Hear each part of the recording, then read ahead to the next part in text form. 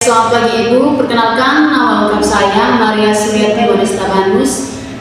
Saya dari kelas 2021E. Pada video kali ini saya akan menjelaskan materi UTS tentang hakikat, jenis, karakter HAM, serta DUHAM. Yang pertama, hakikat HAM.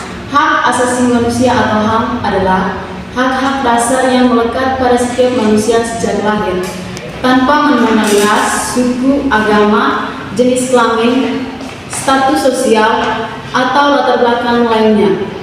HAM juga merupakan anugerah Tuhan Yang Maha Esa yang wajib dihormati, dijunjung tinggi, dan dilindungi oleh negara, hukum, pemerintah, dan setiap orang.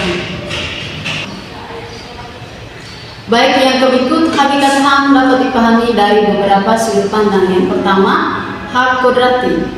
Hak merupakan hak yang meletak pada manusia sejak lahir, bukan diberikan oleh negara atau hukuman.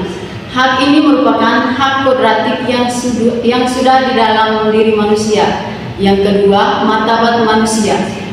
HAM bertujuan untuk melindungi martabat dan harkat manusia.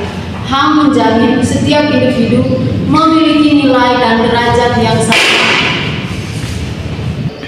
Yang ketiga, kebebasan dan keadilan.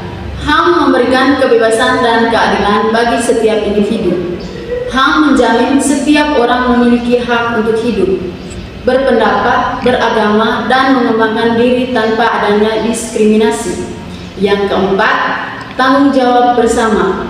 Penegakan HAM merupakan tanggung jawab bersama, bukan hanya tugas negara, masyarakat, pemerintah, dan lembaga internasional memiliki peran penting dalam memastikan bahwa hak-hak dasar manusia terpenuhi dan dilindungi.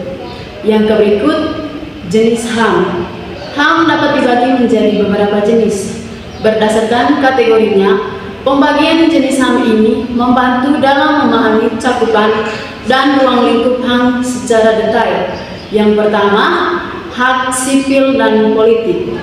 Hak ini menjamin kebebasan individu seperti hak untuk hidup, hak untuk kebebasan berekspresi, hak untuk beragama, hak untuk berkumpul, hak untuk berpartisipasi dalam pemerintah, dan hak untuk mendapatkan perlakuan yang adil di hadapan hukum. Yang kedua, hak ekonomi, sosial, dan budaya. Hak ini menjamin kesejahteraan dan kehidupan yang layak bagi setiap individu, seperti hak untuk mendapatkan pendidikan, hak untuk mendapatkan pekerjaan, hak untuk mendapatkan perawatan kesehatan, hak untuk mendapatkan perumahan yang layak, dan hak untuk mendapatkan makanan yang cukup. Yang berikut, hak generasi ketiga. Hak ini muncul sebagai respon terhadap tantangan global, seperti hak untuk lingkungan yang sehat, hak untuk pengembangan, hak untuk perdamaian, dan hak untuk mendapatkan informasi. Yang ketiga, karakteristik HAM. HAM memiliki karakteristik yang membedakannya dari hak-hak lainnya. Karakteristik ini menjadi dasar dalam memahami hakikat HAM dan bagaimana seharusnya hak-hak tersebut diterapkan. Yang pertama, universalitas. Hak berlaku untuk semua manusia di seluruh dunia tanpa terkecuali. Ini berarti bahwa setiap orang tanpa memandang ras, suku, agama, jenis kelamin, status sosial, atau latar belakang lainnya memiliki hak yang sama. Yang kedua, tidak dapat dicabut. HAM melekat pada setiap manusia sejak lahir dan tidak dapat dicabut oleh siapapun, termasuk negara. Hak-hak ini dapat dihilangkan atau dikurangkan, bahkan dalam keadaan darurat sekalipun. Yang berikut, saling berhubungan. HAM merupakan kesatuan dan utuh dan saling berhubungan. Penuhi satu hak akan membuka jalan bagi terpenuhnya hak lainnya. Misalnya, hak untuk mendapatkan pendidikan akan membantu seseorang mendapatkan pekerjaan dan meningkatkan taraf hidupnya, yang ada pada akhirnya akan mendukung hak hidup yang layak. Yang berikut bersifat fundamental. HAM merupakan dasar bagi terciptanya kehidupan yang bermartabat dan beradab.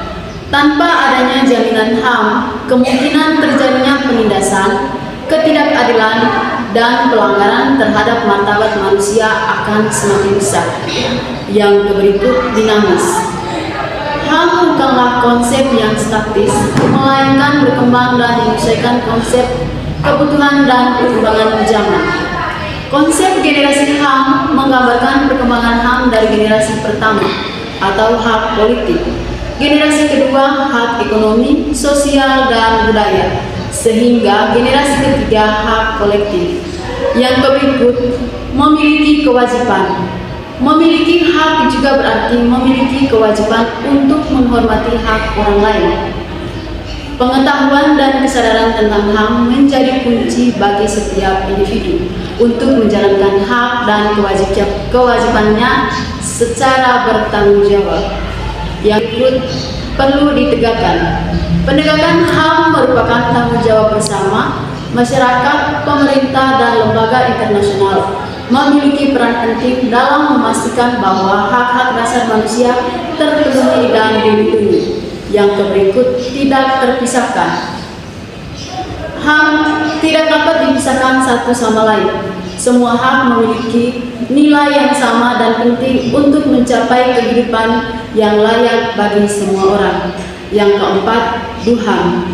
Landasan penting dalam pendidikan HAM atau Deklarasi Universal Hak Asasi Manusia atau DUHAM adalah dokumen penting yang diadopsi oleh Perserikatan Bangsa-Bangsa atau PBB pada tanggal 10 Desember 1948.